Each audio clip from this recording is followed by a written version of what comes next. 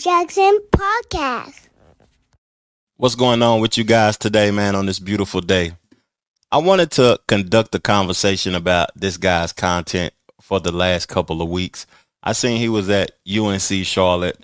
It's a university that I frequent. I don't go to the school or nothing. I just go up there because they have a nice, bike trail, jogging trail, and a good outdoor workout facility. And I love going to the university. It's a very clean and vibrant university. But when I seen a place that, I know all too well come up on his YouTube, I was subscribed to his channel before this even happened because as a content creator, I embrace debate, conversation, and I just like conversation in general. And I seen where he is trying to, I ain't saying become the next Charlie Kirk or none of that, but he's doing things similar to a Charlie Kirk. So he was at Tennessee State University, HBCU. That's in a great location in one of the most thriving cities in the United States of Nashville. And I got a few clips of black people talking about this situation that I want to play. I want to react to the video, but I haven't seen it in its totality yet. I've only seen clips. So I don't know how to feel about this. I see the divide in America is like at an all-time high. Every time I listen to conservative conversations, they blaming the liberals. Every time I heard liberal conversations, they blaming Trump and the MAGA movement and the conservatives. It's just interesting how far divided the United States of America is at this point. But let's get into the video though, man. If you're new to the channel, go ahead and subscribe to the channel. You're going to like it here. Hit the like button to help me trigger the algorithm. I'm going to try my best to have a objective perspective on this topic at hand and view it from a lens from a person that has morals and integrity. I ain't on nobody's side. I'm an independent. Every time y'all hear me talk about politics, I speak about being an independent individual who chooses to make his own decisions on what I think is right and wrong. Let's get to it.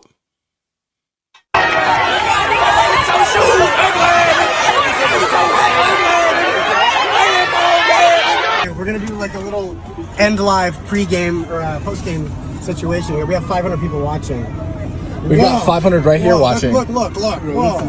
This is insane. What the heck? So what part of our systems is for people of color? All of it. The entire system is for everybody. Anybody who's an American citizen. So you feel like there's nothing. So you feel like everybody is equal. Yeah. I mean, everybody's equal in their rights, but not everybody's obviously equal in their, what they have. Like, I grew up in a double wide trailer. He grew up in Boca Raton, so we didn't grow up equal. We're both white. I mean, he's a Jew, so that's probably why he grew up in Boca Raton. But so we're not equal in what we possess as we start always, but we are equal in what we're allowed to do, our opportunity. Can I ask you, do you think that there's any law that allows me to do something that you can't do, for example? I don't think there's any laws that say that you can do something that I can't. But then again, this system can't be ignored. Like, we can't just say it does not exist because there are countless examples of it existing. Maybe just one example of what you're talking about. So what's wrong with the system that allows, I guess, racism to be systemic or institutionalized? I mean, I would argue the opposite. Like, again, we have civil rights acts on top of civil rights acts, in addition to the 14th Amendment's Equal Protection Clause. 14th Amendment being written for the sole purpose of expanding and equalizing the rights of white people and black people. And furthermore, the 14th Amendment Equal Protection Clause echoes exactly what, like, the Civil Rights Act says, right? You cannot be discriminated based on your inalienable characteristics like your race, your sex, your sexuality, etc. But even though we have these laws, that doesn't stop it from happening. We still know that. You're right, racism does happen still, even though there are laws that ban it. And I think that those laws are oftentimes used to enforce a culture of anti-racism in the United States. We actually cancel people for being racist all the time. But we have in the system, as far as the system goes, you can't stop people from being racist on an individual level, unfortunately. It happens in every country, on every continent, all around the world, and it has since the beginning of time. But what you can do is make it illegal to institutionalize it by saying, you can't allow you have to allow everybody to eat at your restaurant. You can't not admit people based on their color. You can't prioritize people based on their color, etc. And I would say that. I want to stop them for a minute and address the conversation because these are young guys. I don't have no malice intentions for this. Is a child to me. Just looking at him, I'm 45 years old. So even the white guy's a child, and the black people are children also. They're on a college campus having a discussion about differences in the system and DEI and stuff like that. Now, what I want to say, he said the system is for everybody. I had to learn the whole way that the system isn't for everybody. The system is for people who embrace the system. What's intriguing about black folks and us as people in general is that we feel as if the system isn't for us. The system has hindered us. The system has hindered my mom, the people before us. But if you embrace that credit system, that capitalist system, if you embrace it, you can thrive from it instead of neglecting it. So it isn't, for everybody. To me, it's for the people who embraces the system. Now, people will say that the system is hindering me, like the young brother was saying. It really ain't the system that's hindering you, because it's you that's hindering you if you ain't embracing the system. I know I'm probably going to get killed in the comment section for what I'm saying right now, but I had to learn the hard way. If you want to become a homeowner, you got to embrace the credit. You got to embrace the debt. You got to embrace the real estate terminology and understand what you're doing before you get involved in it. If you want to just do a lot of things in the financial sector, you got to embrace work ethic. You got to embrace being on time. You got to embrace, if you want to be a boss, you just got to be a part of the system.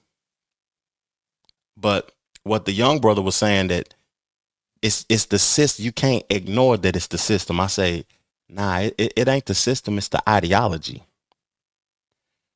People can't pinpoint where white supremacist is and what white supremacy is. It's not a thing. It's not something to me that is a tangible, something that you can touch. It's an ideology. It's the mind frame. The white supremacist is in the mind. I'm supreme. I'm more valuable than you. It's in the mind. That's how I carry myself. That's how I prioritize my people. That's how I prioritize myself. It's in the mind. White supremacy. So until we feel like we supreme, we just as valuable as any other race, until we stop harming each other and start valuing each other on a superior level, then it is what it is. That's all I'm gonna say. It is what it is, and it is what it's gonna be until we start feeling as if we supreme internally. Let's get into it. I would say getting rid of DEI works towards that objective.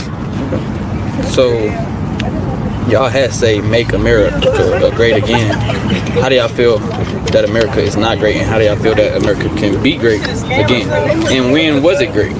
Yeah, I would say that the most recent example of America being great was the first term of Donald Trump. And then we had 4 years of Joe Biden in chaos, and then Trump is president again. So this is his campaign hat for his, lead up to his second term.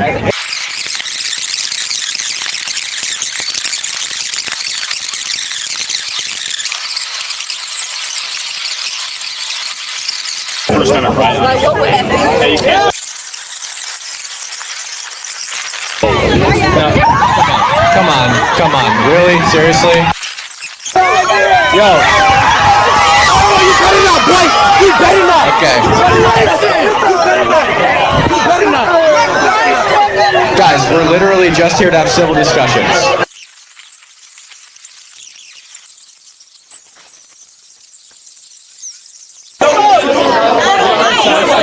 Bring the sign back.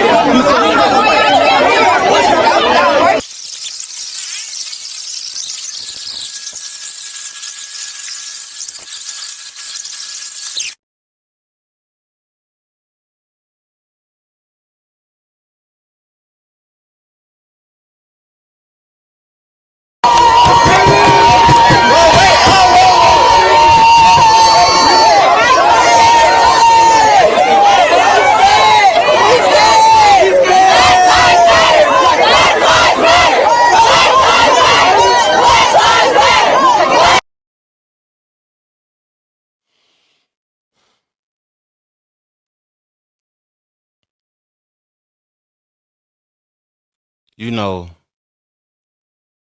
these slogans, Black Lives Matter, Make America Great Again, they are metaphorically speaking, like it means multiple things. You know, the Black Lives Matter organization was trash. It's not for black people and it's not for these children.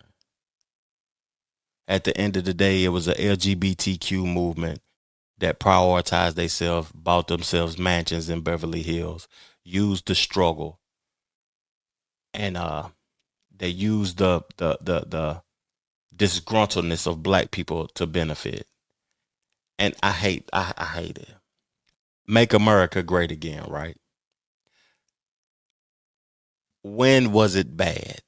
America has always been great. In my perspective, it's always been a great country. You know, I've traveled the world.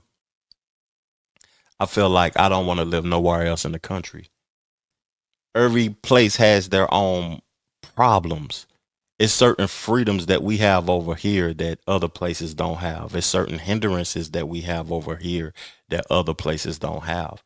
But for me, it's what I know. It's what I've come to realize, that my lineage and my family is from this place. I'm foundational to this land that we call America. So when I see people act out like this, it's weird.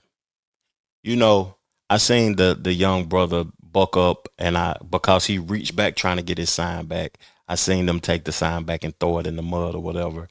I said on the last couple of podcasts that I've done that violence is the language of the people who don't know how to articulate themselves.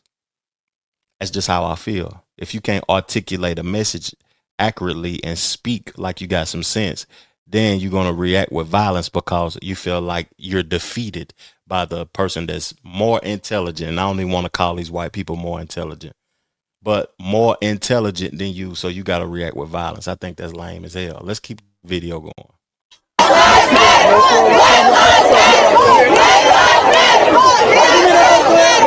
always gonna be upset. They're always gonna be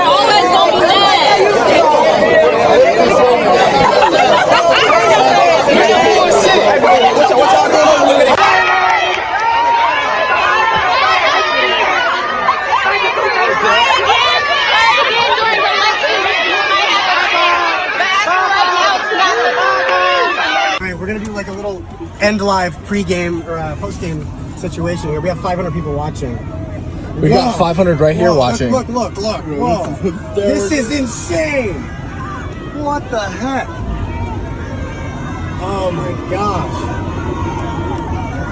Man, you're pretty close. Wow. Well, I think the Fearless tour definitely made an impact Yeah, on yeah, HBCU. Yeah. Oh, whoa. Did somebody just throw Arrest something in our them car? right now. Arrest. They just try to hit the car. My gosh. I think Horace is still out there trying to make sure the car. Thank you guys. Appreciate it. Thank you, officers. You know, I told you I had some clips to play of people discussing this on their own platforms. And I want to get to this first one of this black man talking about it. Boys that pulled up to the HBCU to looking for a debate, DEI, conservatism, etc., etc. I'm not here to question your motives, but optically, it wasn't a good look. Right message, wrong messenger. Now, I appreciate that you guys tried and also brought this conversation to the front of the class, because it's long overdue that black people in the black community, HBCUs, have a conversation about free speech and conservatism. Black people are conservative, but the HBCUs have turned into a liberal indoctrination camp. It has been infested. Black people are conservative. They send their kids to these liberal arts HBCUs. Then next thing you know, these girls cut their hair off. They got these septum rings, and they talking about white supremacy this, white supremacy that.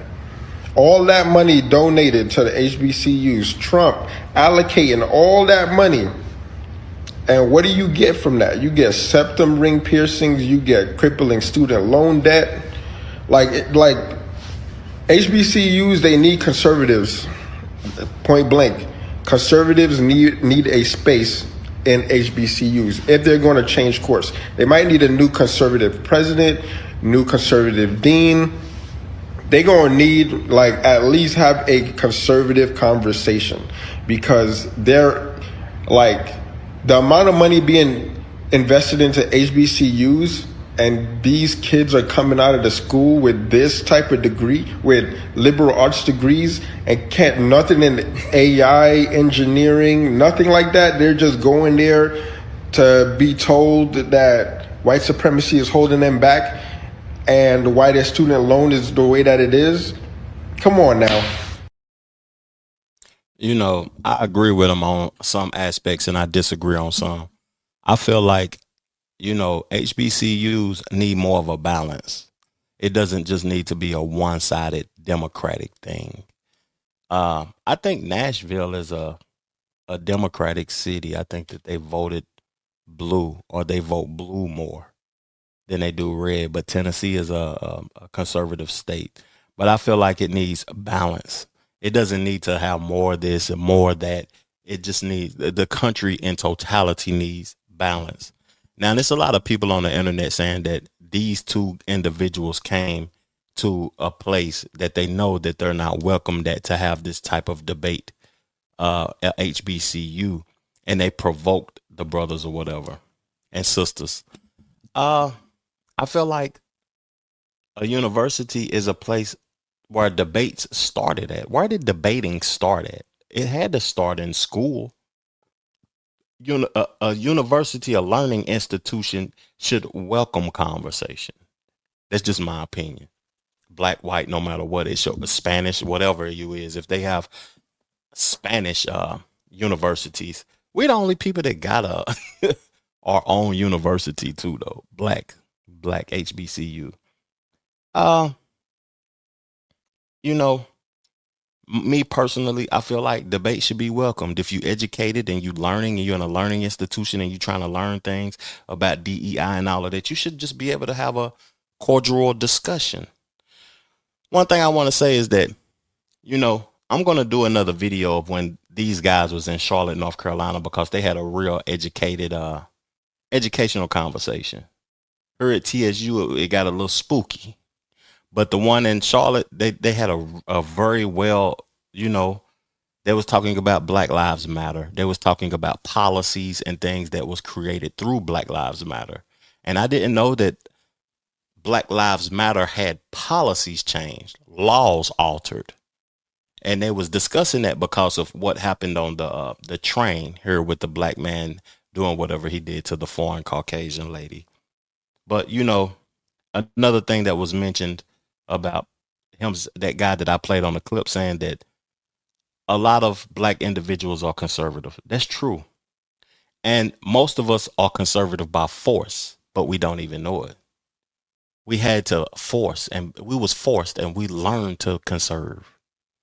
We learned to be conservative. But then when we thought we was going to get some assistance and people was going to help us out or give us some sort of assistance, we chose to be liberal because we thought those people was going to do something in our best interest when they didn't, when we was conserving the whole time to survive. It was a survival tactic, being a conservative. So at the end of the day, I'm an independent, but I understand that conservative aspect of the black community. Majority of us are conservative by force. Real talk. Let me play a little bit more of this, and then I'm gonna play this clip by this black woman and see what she had to say about this, and then we're gonna get up off of this thing, man. What's y'all thoughts in the comment section below about any of this that I've been playing? What is your thoughts about civil debate? Should there be outside debate still? Should people have to go to the auditorium and all of that? Because this is getting a little wild. Wow. Hey! Yeah, they threw a drink up top. Oh my gosh, they threw a drink up top. Yeah, we got this all live. I'm posting this directly after so everyone can see exactly what happens. Shit. Oh my gosh. Turn up the light. Alright guys, we are out of here. We'll see you later from the Fearless Tour gang. Are they gonna block me in here now? I think that might be what they're trying to do.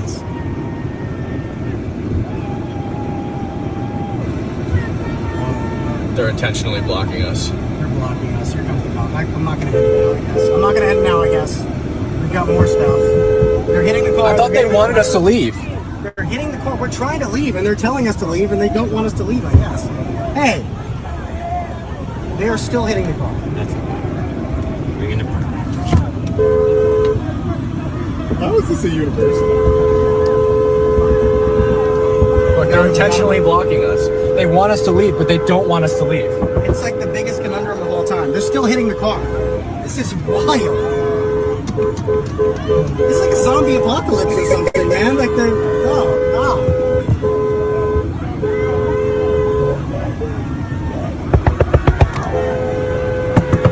They're still hitting the car. Whoa! That was loud.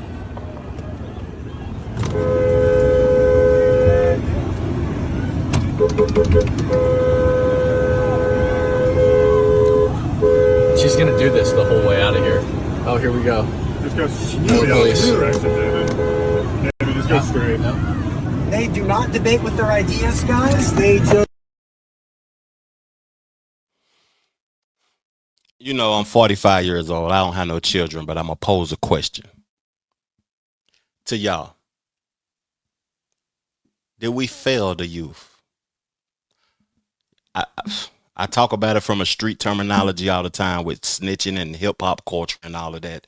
Did the OGs fail the youth? Now I want to say something. Your kids made it to college, right? They're pursuing a better life. You don't went in debt behind this shit.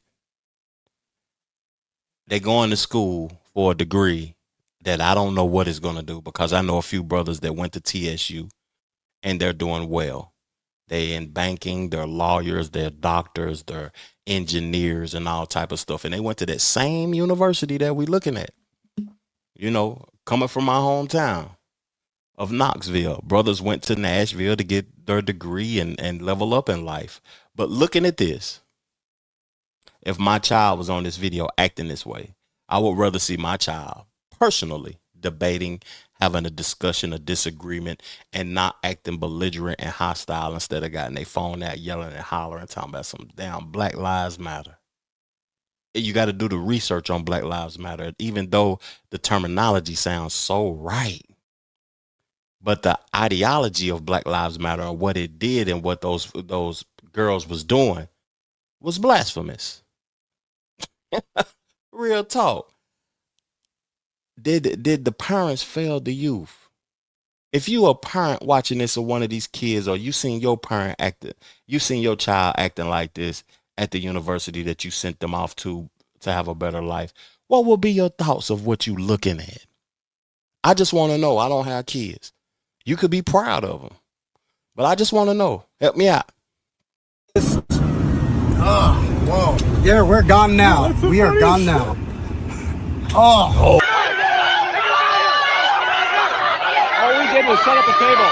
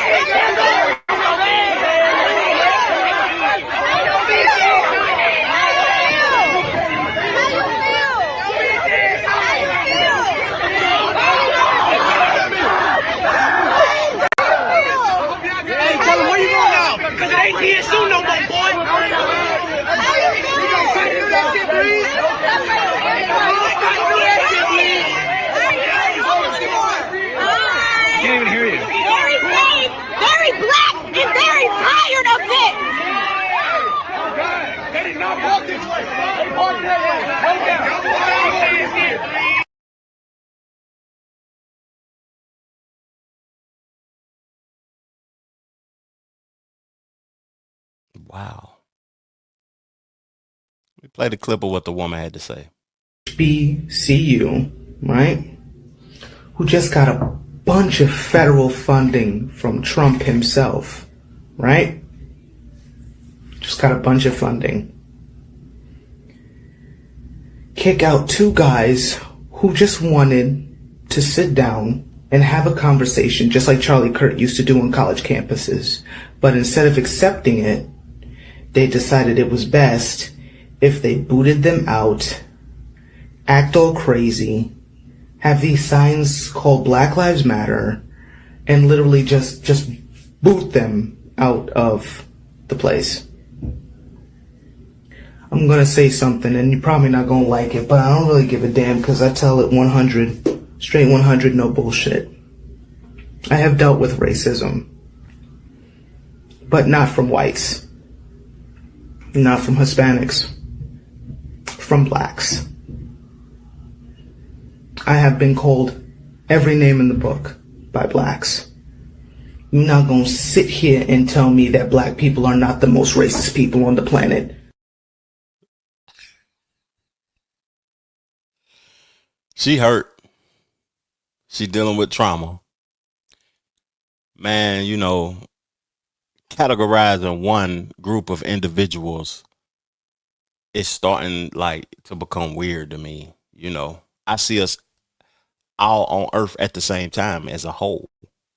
I know the world probably think that I'm crazy to view us as humans first, but that's just what I do. Her saying that black people are the most racist people on the earth is crazy. So are you know, she would be what people would consider black. But that lets me know that this social construct has a lot of people like wild. It's wild. Black and white is not even a real thing. It was created. It was created. That's not who you really are. Racism is a social construct to keep the chaos going. We humans first.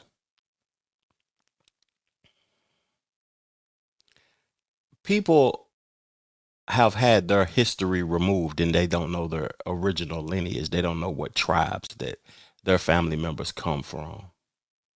I got a video that I'm going to make later on this week about a tribe trying to take back its land in Scotland because that's their original birthplace and the place of their people.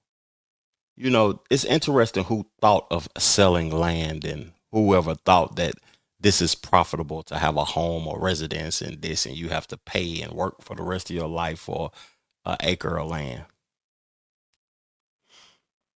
that was given to the planet for free.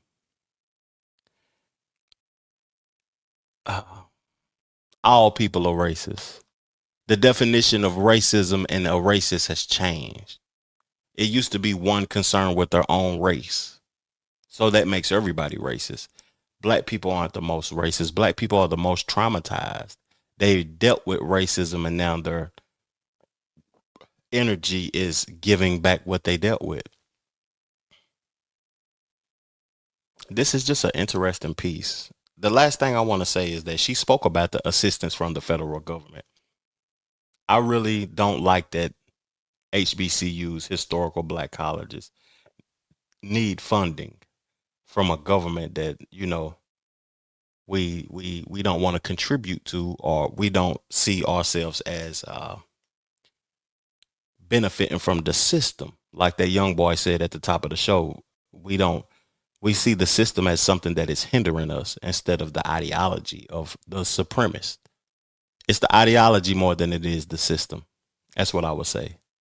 I'm going to do more reactions to this guy's channel because I want to get on it now early because he has some great discussions and it'd be some great debates at universities. And he has had some very intelligent individuals come on his platform and speak that look just like us. But this social construct of race, black and white, it's wild, man. It's wild. It's always going to be a monetizable asset too, because people are embracing it. People embrace the division. People embrace the hatred. People embrace the chaos. I just would want more of us. And I'm not just speaking about black people, more of us as human beings in totality to tighten up, man. Real talk. Tighten up. I appreciate y'all tuning in to my show. Peace, love, plenty of abundance. Make sure you go get you some money. And I'm gone.